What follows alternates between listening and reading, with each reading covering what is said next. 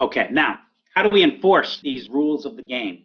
There's two different ways in which we can try to get people to behave ethically and conform to these rules of the game: private mechanisms and public mechanisms. And this is something that I'm going to illustrate throughout the course. A lot of times we can talk about how do we make the economic system work better. And there is generally private mechanisms that can be implemented to solve the problems, or there are public mechanisms. Okay, so let me talk a little bit about them. Private mechanisms. How do you keep your goods safe? How do you make sure that people don't steal from you? Well, you put up fences around your property or wall. You introduce locks and you put things into safes. You hire a security force. You get dogs to sit on your property and attack people that come in who they don't know. You come up with all sorts of ways to keep the goods that you're producing safe so that you can get them to the market and sell them. Religion. Religion is an important private mechanism that actually teaches people to be good. It tells people, thou shalt not steal. It suggests to people that you should not hate each other, not be violent towards each other, not coerce. The religious prescriptions of what individuals should do are in line with the ethical principles that are suggested in the pure exchange model. And if people were religious and followed what religion said with respect to these ethical principles, markets might work better. We get family and community pressure. Our parents teach us to be good to each other. They teach us to not steal from each other, right? And those precepts, those ideas come from somewhere. What I'm here to suggest is that not to determine where they're coming from, but that they actually help fulfill the conditions that are necessary in order to make economic outcomes better. We teach children in school. We give them some ideas about philosophy, about how to live, why to live that way. We talk about democracy, benefits of that, how the systems work, and also, this is also a public mechanism, I say, because schools can be publicly funded. And so the message through schools can go in that way. It could be private or it could be public, dependable. It depends. Now, what are some of the public mechanisms? We keep people safe and we keep things safe by having a local police force. We keep our country safe from pillage and plunder by foreign militaries or armies by having a national military or defense system or security system for ourselves. And we introduce all sorts of laws against theft and violence and deception, and introduce a judicial system to make judgments about whether people are violating these particular laws or not violating these laws. So there is a very obvious public mechanism that's been employed and introduced over time that helps individuals, forces individuals maybe, to conform to some of these ethical principles.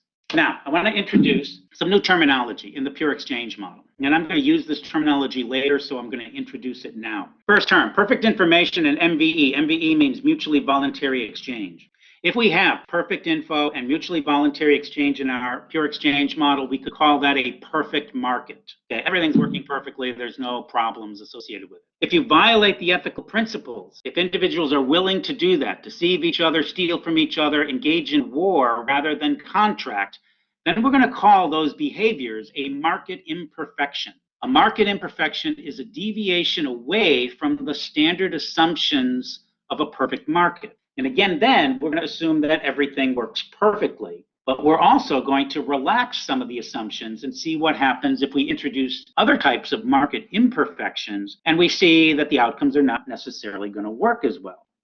So we have institutions like religions, perhaps, like government, police, and military, and judicial system.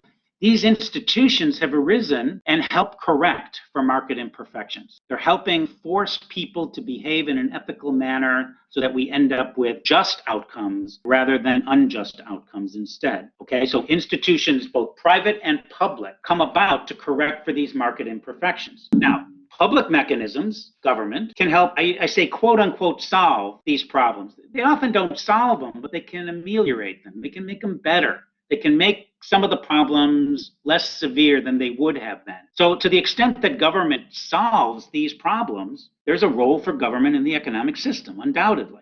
To the extent that private mechanisms also solve these problems, that means there may be solutions that don't require a government control or intervention in order to get to the same positive conclusion, in order to establish justice. So this becomes one of the big, I think, valid arguments that people have with each other. Should government play the role of solving these problems, or should we rely on private mechanisms instead to solve these problems? And you've got groups of individuals ideologically who believe government is the solution and the only solution. And there are others out there who believe, no, I'm suspicious of government, and I really think that private mechanisms can play the role instead. But we should recognize from this model that some mechanism is undoubtedly necessary, because if we don't have either of these mechanisms, think about what would happen if we didn't have a police force, we didn't have a military force, we didn't have a judicial system, we didn't have religion to try to enforce and to tell people to do the right thing. Well, guess what? People would go wild, undoubtedly.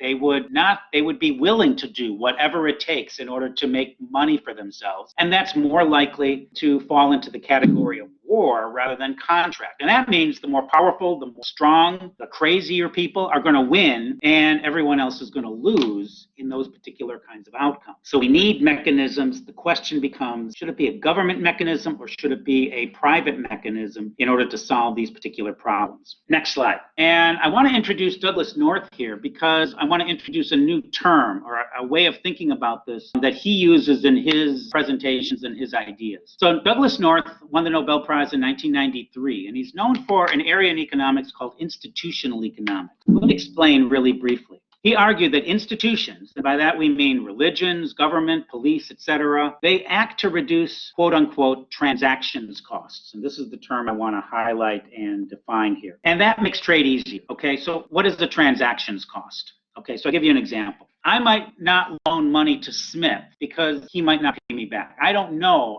if I can trust Smith. But suppose I live in a society where there's a judicial system and I can sue Smith if he doesn't pay me back. So I'll lend him $50,000. He promises to pay me back next year or give me a series of installment payments over time. And if he doesn't do that, I can go to the court system and I can use that to try to get my money back from Smith. Okay, and Smith is going to be bound by these rules. I'm bound by these rules. But because these rules are in place, I'm more likely to engage in trade with Smith. I'm more likely to lend him money. Okay, so think about that. If I can't trust Smith to do the right thing, to behave ethically, that means there's a transaction cost of doing business with him. It's costly, and it increases the risk that if I engage in trade with him, I might get ripped off in the end. Okay, but by putting the institution in place, a judicial system and the ability to sue him for the money he doesn't pay me back, I have more assurance. The risk of engaging in trade with him is reduced, or as North would say, transactions costs have been reduced because of the institution that exists. And that makes trade more likely, and if trade is more likely, that's going to bring benefits to both sides as a result of it. So institutions become an important, it kind of greases the wheels of exchange, we could say. Makes trade more possible, or it reduces the transactions cost. Economists like to talk in that term. In those terms, so I'm introducing that to you here, and that's what it means. Okay, so that's introduction of ethics into the model. And I want to also emphasize what we've done here, and this is an important aspect of using economic models to compare it to the real world. We put a model together that's very simplistic. It's got lots of simplifying assumptions in it. But then we don't just stop and look at the result. We have to kind of analyze that model more carefully. And one way we do that is by, quote unquote, relaxing the assumptions one by one. We change the assumption, and then we logically work our way through to figure out if we change that, what sort of outcomes might we expect or could arise in those new circumstances. And then by doing that, we learn how critical individual assumptions are to the results that are being displayed in the model. And we can match it up to the real world and ask questions like, are the ethical assumptions, mostly prevailing in certain transactions, or in which ones do they not prevail? And that means the model we're constructing is not a model of everything. It's a model that will be fulfilled under certain circumstances or situations only. And we have to learn what those circumstances or situations are to make better sense of the world around us.